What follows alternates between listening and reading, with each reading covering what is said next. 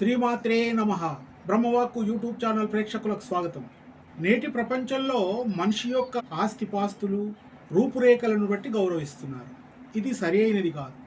వారి యొక్క ఆచార వ్యవహారాల చరిత్రను బట్టి నిర్ణయించాలి తప్ప పై మెరుగులను చూసి కాదు. పూర్వకాలంలో ఒక రాజు కొలువుదీరి ఉన్నాడు. అంతలోనే ఒక వ్యక్తి వచ్చి, నేను చాలా తెలివైన వాడిని, నాకేదైనా ఉద్యోగం ఇప్పించండి అని అడిగాడట. ఆయన అన్నాడు, ఏ ఉద్యోగము ఖాళీగా లేదు, అయినా నీవు ఇంత బతిమిలాడుతున్నావు కాబట్టి గుర్రాలశాలలో గుర్రాలకు మేత వేస్తూ ఉండు, అందుకుగాను నేను ఏమీ జీతం ఇవ్వను, ఒక్క పూట భోజనం మాత్రమే పెడతానన్నాడట.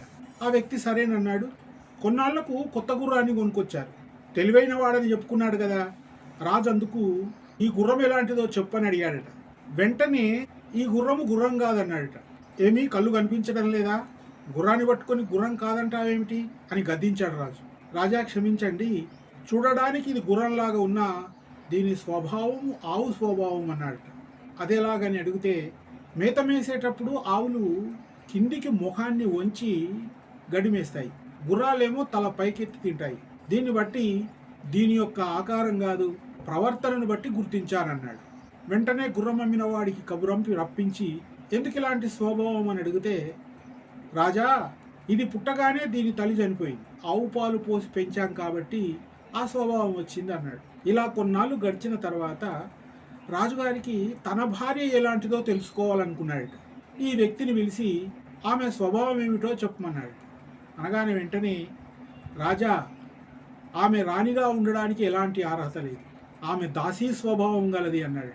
రాజు కోపంతో ఈమె యొక్క వివరాలు అడిగితే, అప్పుడు అత్తగారు చెప్పిందట, ఆమె నా కూతురే, కానీ దాసీలు పాలివ్వడం వల్ల పెరిగింది కాబట్టి అలాంటి స్వభావం వచ్చింది అని చెప్పిందట. రాజు ఆ వ్యక్తిని అడిగాడు, ఎలా గుర్తించావు? అప్పుడు ఆయన అన్నాడు, రాజవంశానికి చెందిన వారైతేనేమో హుందాగా ఉంటారు, ఈమెమో చీటికి మాటికి దాసీల మీద విరుచుకుపడుతుంది, నానా మాటలు తిడుతుంది, అందుకే గుర్తించానన్నాడట. ఇక రాజుగారికి తన గురించి తెలుసుకోవాలనుకున్నాడట. మరి నేను ఎలాంటి వాడిని అని అడిగాడట. రాజా, నన్ను క్షమించాలి, నాకు ఎలాంటి శిక్ష విధించరని మాటిస్తే చెప్తానన్నాడు. సరే కానీమన్నాడు. మీరు చూడడానికి రాజుగా ఉన్నా మీరు రాజవంశం కాదన్నాడు. వెంటనే తన తల్లిగారి దగ్గరికి వెళ్ళి గద్దించి అడిగాడు. అప్పుడు ఆవిడన్నదట, నాయన, రాజకుమారుడు పుట్టగానే చనిపోయాడు, రాజవంశాన్ని అభివృద్ధి చేయడానికి రాజమందిరము పక్క వీధిలో తీసుకొని పెంచాను అని చెప్పిందట.